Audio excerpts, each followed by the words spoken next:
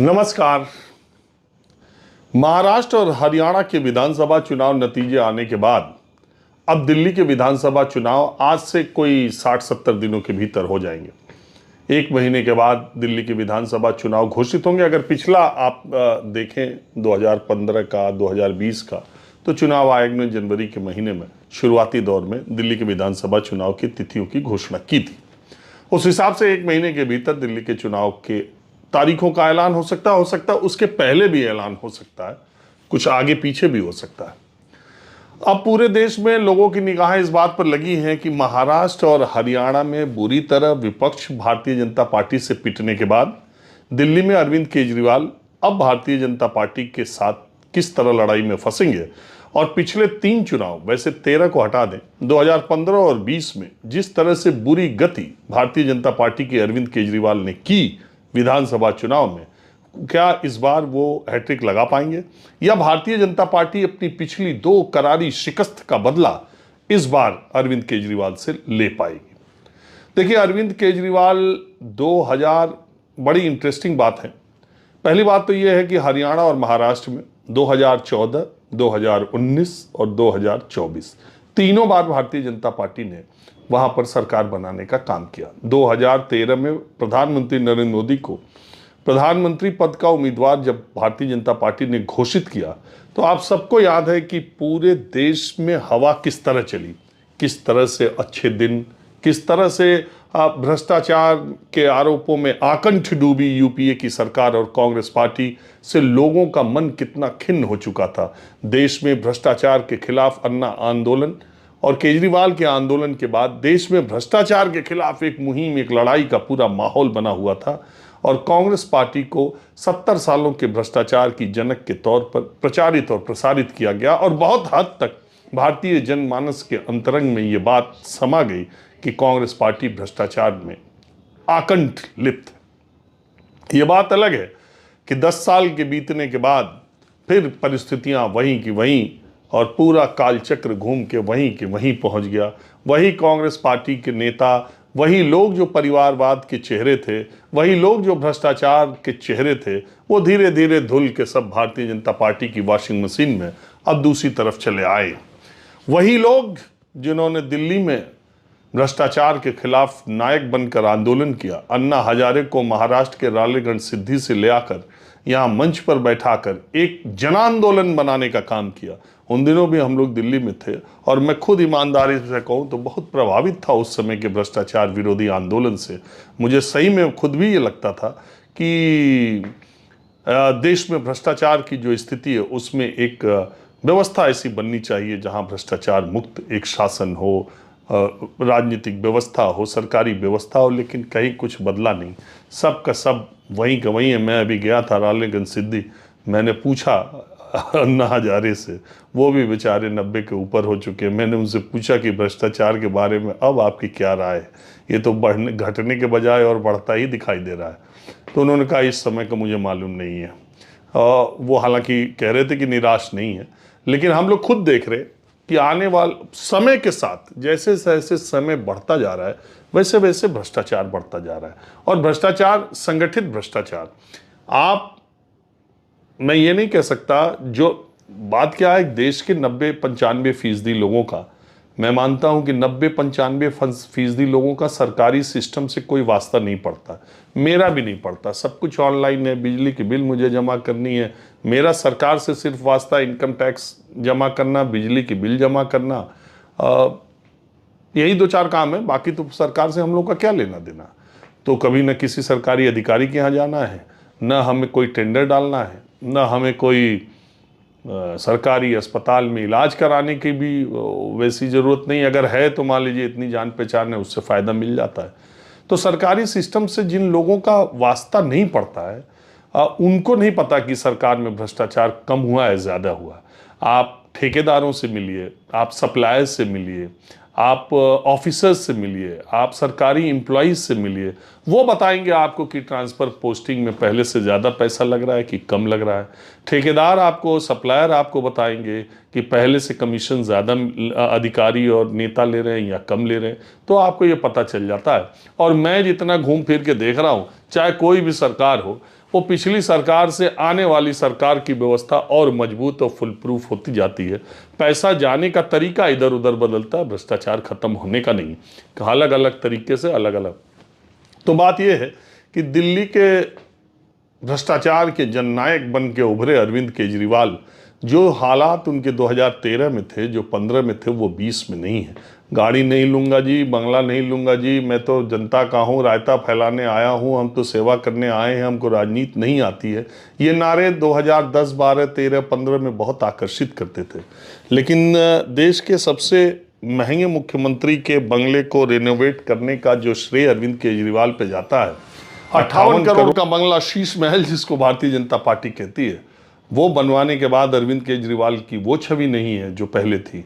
एक पर एक फ्री शराब की नीति ऐसी बनाई जिसमें दिल्ली वालों ने एक पर एक फ्री मिली, उसके ऊपर आरोप लगे। वो आरोप कितने सही हैं कितने गलत, ये अदालत फैसला करेगी।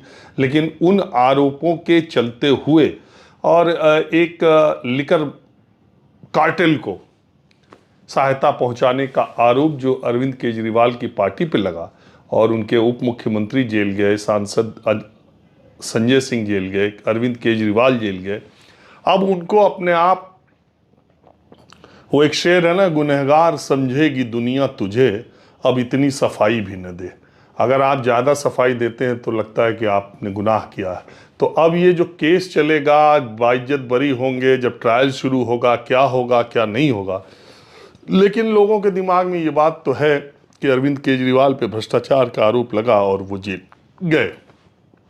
जो आरोप वो दूसरों पर लगाते थे, तमाम पार्टियों के नेताओं पर भ्रष्टाचार के आरोप अरविंद केजरीवाल ने लगाए। किस किस पे नहीं आरोप लगाए, बाद में कई से माफ़ी भी मांगी और कई से दोस्ती भी गांठी। इसी कांग्रेस पार्टी को नेस्तनाबूद करके वो दिल्ली में सत्ता पे काबिज हुए। इसी आम आदमी पार्टी ने कांग्रेस पार्टी के साथ दिल्ली के लोकसभा चुनाव में गठबंधन भी किया, नतीजा सिफर रहा। तो बात मैं ये कर रहा हूं कि अरविंद केजरीवाल का 2024-25 के दिल्ली विधानसभा चुनाव में क्या होगा। एक इंटरेस्टिंग फैक्ट यह है कि अरविंद केजरीवाल का बीजेपी से जब जब सामना हुआ है, बीजेपी उस समय अपनी लोकप्रियता, चुनावी जीत और सांगठनिक दृष्टि से हमेशा पीक पर रही। जैसे 2013 में नवंबर में चुनाव हुआ था, उस समय प्रधानमंत्री नरेंद्र मोदी प्रधानमंत्री पद के उम्मीदवार घोषित हो चुके थे और पूरे देश में भारतीय जनता पार्टी का एक माहौल था। सीटें 2013 के नवंबर में बीजेपी को ज़्यादा आई, बावजूद इसके कांग्रेस के गठबंधन से आम आदमी पार्टी सरकार बनाने में कामयाब हुई। कुछ दिन चली, उसके बाद आपको मालूम है सरकार गिर गई, फिर चुनाव हुए। 2015 में जब चुनाव हुए, मुझे याद है कि 2014 में प्रधानमंत्री नरेंद्र मोदी बनारस से चुनाव लड़ रहे थे और उस समय उनकी लोकप्रियता चरम पर थी। भारतीय जनता पार्टी की लहर पूरे देश में, क्या उत्तर, क्या पश्चिम, क्या दक्षिण, सब तरफ, क्या पूरब, सब तरफ चल रही थी। आपको याद होगा कि कहां कहां कितनी सीटें भारतीय जनता पार्टी ने जीती लोकसभा की, वो कल्पना से परे था। उत्तर प्रदेश जैसे राज्य में भारतीय जनता पार्टी ने 2 परिवारों तक सीमित कर दिया विपक्ष को। सोनिया गांधी और राहुल गांधी जीते और मुलायम सिंह परिवार के 5 लोग जीते। 73 सीटें एनडीए के खाते में आई। इसी तरह से आप तमाम राज्यों को कहने वाली बात नहीं। और अरविंद केजरीवाल खुद प्रधानमंत्री के उस मोमेंटम पर ब्रेक लगाने के लिए 2014 का लोकसभा चुनाव बनारस से लड़ने के लिए गए थे। मुझे नहीं लगता कि वो चुनाव लड़ने के बाद कभी बनारस वो गए हों। बनारस के लोगों ने उनको अच्छा खासा मत दिया था और वो बड़े ढोल नगाड़े के साथ बनारस का चुनाव लड़ने के लिए गए थे। उस लोकसभा चुनाव में 2014 में अमेठी से कुमार विश्वास भी लड़े थे राहुल गांधी के खिलाफ। बड़े पैमाने पर लोकसभा चुनाव आम आदमी पार्टी के लोग लड़े थे और थके हारे अरविंद केजरीवाल जब दिल्ली आए थे तो उनका जो कॉन्फिडेंस था, उनकी पार्टी का जो 2013 के चुनाव के बाद जो माहौल बना था, 2014 में जिस तरीके से क्रश किया था, जिस तरीके से रौंद दिया था बीजेपी ने पूरे देश को, अरविंद केजरीवाल जिस तरीके से बनारस में हार के आए थे, उनका पूरा का पूरा कॉन्फिडेंस खत्म हो चुका था। इतना मुझे पता है, पूरी पार्टी का मनोबल खत्म हो चुका था और भारतीय जनता पार्टी का मनोबल शीर्ष पर था। लेकिन हरियाणा महाराष्ट्र के चुनाव हुए, यही चुनाव, और 2014 में दोनों जगह भारतीय जनता पार्टी ने प्रचंड जीत हासिल की। हरियाणा में पहली बार सरकार बनाने में कामयाब हुई बिना किसी गठबंधन के।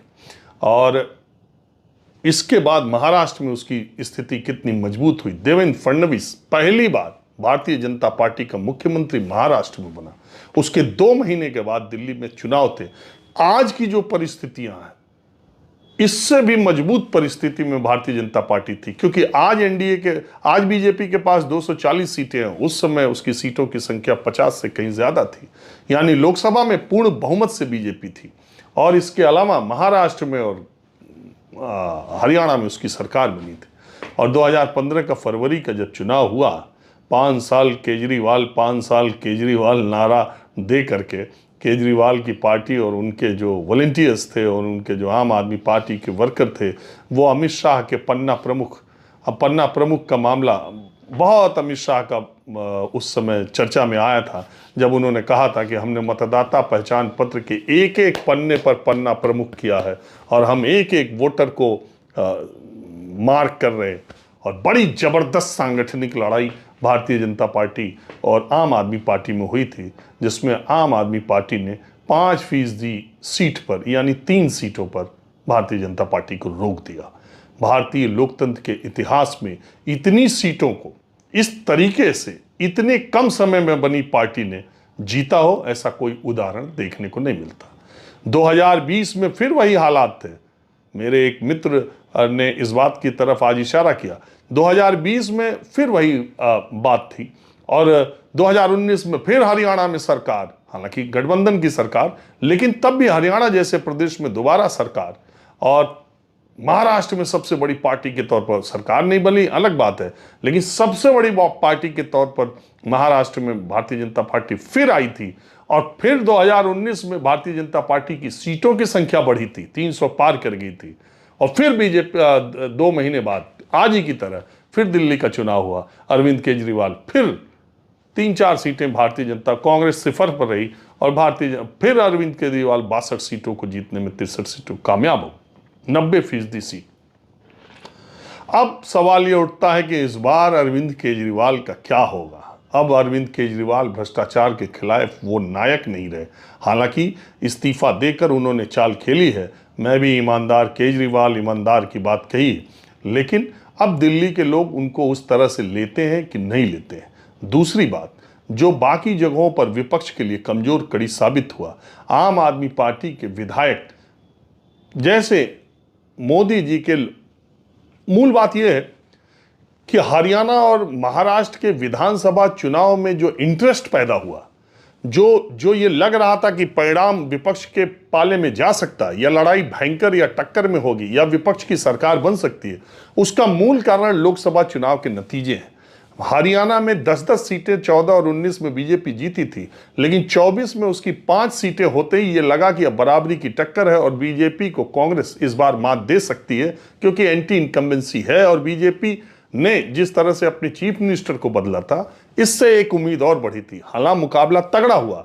ये बात अलग है कि कांग्रेस पार्टी 37 सीटों पर रुक गई और 10 सीटों का फासला दोनों में रहा, लेकिन वहां बहुत सारे कारण ऐसे हुए कि कांग्रेस पार्टी को वहां सरकार बनाने में सफलता नहीं मिली। एंटी जाट कह लीजिए, या कांग्रेस पार्टी के 7-8 जो बागी हैं, उन्होंने कांग्रेस के अधिकृत उम्मीदवार से कहीं ज्यादा वोट पाए, उन्होंने हराने का काम किया। और भी बहुत सारे कारण हैं, उसमें भूपेंद्र हुड्डा का भी कुछ वर्चस्व के। जीत हार के बाद समीक्षा करना आसान होता है, लेकिन मैं कह रहा हूं कि जो जमीन पर लड़ाई दिखी, उसका कारण लोकसभा चुनाव के नतीजे थे। इसी तरह महाराष्ट्र में जिस तरह के नतीजे आए थे, 48 में से 31 सीटें अगर विपक्ष जीतेगी, तो ये उम्मीद की जाएगी कि विधानसभा चुनाव तगड़ा होगा, लड़ाई वाला होगा, विपक्ष मजबूत दिखाई देता है, इस तरह की एक आकलन निकलता है। लेकिन जमीन पर जाते जाते महाराष्ट्र के चुनाव के नतीजों को लाड़की बहना योजना या गठबंधन या भारतीय जनता पार्टी और एक नाथ शिंदे, वो बहुत सारे फैक्टर हैं। लेकिन बावजूद इसके कहना यह है कि हरियाणा और महाराष्ट्र तो बीजेपी जीतती रही 14, 19, 24, लेकिन 15 और 20 केजरीवाल से भारतीय जनता पार्टी आंख से आंख भी न लड़ा पाई दिल्ली में।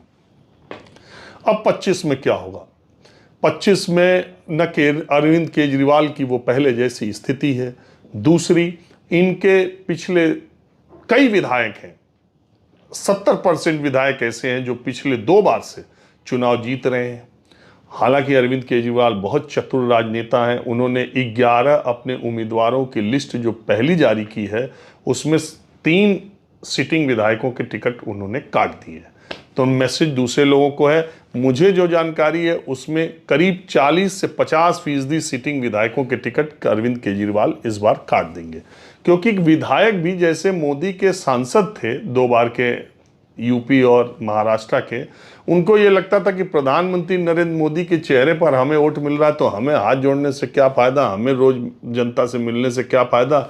मोदी जी की बम बम है, उनके नाम पर वोट मिल रहा, हम फिर पहुंच जाएंगे, तीसरी बार भी रह गए, अटक गए। जनता ने कहा मोदी जी तो प्राइम मिनिस्टर बन जाएंगे लेकिन अब तुम्हारा एमपी बनने का काम खत्म है।